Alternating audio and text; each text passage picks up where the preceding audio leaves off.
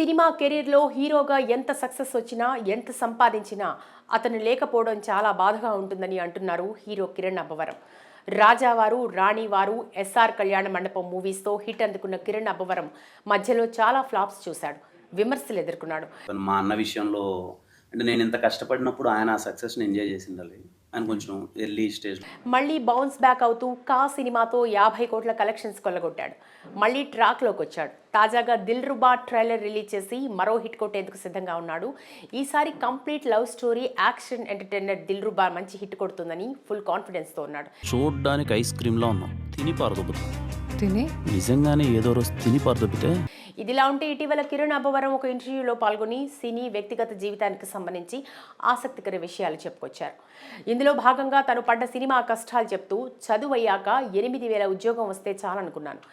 Firstly BTech అయిపోయిన తర్వాత బెంగళూరుకి వెళ్ళినప్పుడు నాకు 8,000 వస్తే చాలు అనుకున్నాను. ఒక 3,000 పీజీకి. కానీ కొద్ది రోజుల్లోనే 25,000 జీతం, జాబ్ వదిలేసే ముందు 70,000 జీతం అందుకున్నాను. కానీ ఎంత జీతం వచ్చినా జీవితంలో ఏదో మిస్ అవుతున్నాను. ఇంకేదో సాధించాలి అనుకుంటూ ఉద్యోగం వదిలేసి సినిమాల్లోకి అడుగుపెట్టాను. లక్కీలీ జాబ్ వచ్చింది. 25,000తో స్టార్ట్ చేశాను.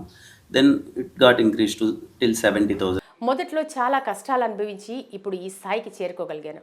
నా లైఫ్లో బాధపడే విషయం ఏదైనా ఉంది అంటే మా అన్నయ్య లేకపోవడం. నాకంటే 7 సంవత్సరాల పెద్దవాడు మా అన్నయ్య. నాకు అన్నకి 7 years గ్యాప్. ఓకే. సో కాబట్టి ఇంకా తను నన్ను కేర్ చేసుకునేవాడు కదా, అది నన్ను బాగా చూసుకునేవాడు. చిన్నప్పుడు కలిసి సినిమాలకు వెళ్ళేవాళ్ళం. మా ఊర్లో సినిమాకి వెళుతున్నామంటే ఆ రోజు మొత్తం ఆనందంగా ఉండేవాళ్ళం. చుట్టుపక్కల వాళ్లకు గర్వంగా చెప్పుకునేవాళ్ళం. నాకంటే మా అన్నయ్యకి సినిమా పిచ్చి ఎక్కువగా ఉంటుంది. ఈరోజు సినిమా చూస్తున్నాం అంటే మేము సినిమాకి వెళ్తాను మా ఊర్లో అందరికీ చెప్పుకొని గొప్పగా వెళ్ళేవాళ్ళం. అలాంటిది ఇప్పుడు నేను హీరోగా సినిమాలో నిలదొక్కున్నాక మా అన్నయ్య లేకపోవడం, చనిపోవడం, నా సక్సెస్ అతను చూడకపోవడం చాలా బాధగా ఉందని చెప్పుకొచ్చారు. ఒకప్పుడు ₹1,00,000 చూసి చాలనుకున్నా. ఇప్పుడు ఇండస్ట్రీకి వచ్చాక కోట్ల రూపాయలు చూస్తున్నా. అరే ₹1,00,000 ఉంటే చాలరా అన్నది మనం ₹1,00,00,000 అది ఇది చూస్తాం. చూసి ఒక 2-3 years అలా డౌన్. ఎంతో చూస్తున్నా డబ్బు ఆనందాన్ని ఇవ్వటం లేదు. ఏమీ లేని వాళ్ళని చూసా, 1,000 కోట్ల ఆస్తి ఉన్న వాళ్ళని చూసా. మనీ నాకు హ్యాపీనెస్ అంత కాదేమో నాలాంటి పర్సనాలిటీ. రూపాయి ఉన్నప్పుడు ఇడ్లీ తిన్నా, 100 ఉన్నప్పుడు బిర్యానీ తిన్నా. కానీ డబ్బు ఆనందం ఇవ్వటం లేదు. నా చుట్టూ ఉన్న నలుగురు పాజిటివ్గా ఆనందాన్ని ఇవ్వగలిగితే చాలు. అలాంటి వారితోనే ఉండాలనిపిస్తుందని చెప్పారు. ఏమో నేను చిన్నప్పటి నుంచి పెరిగింది అలా.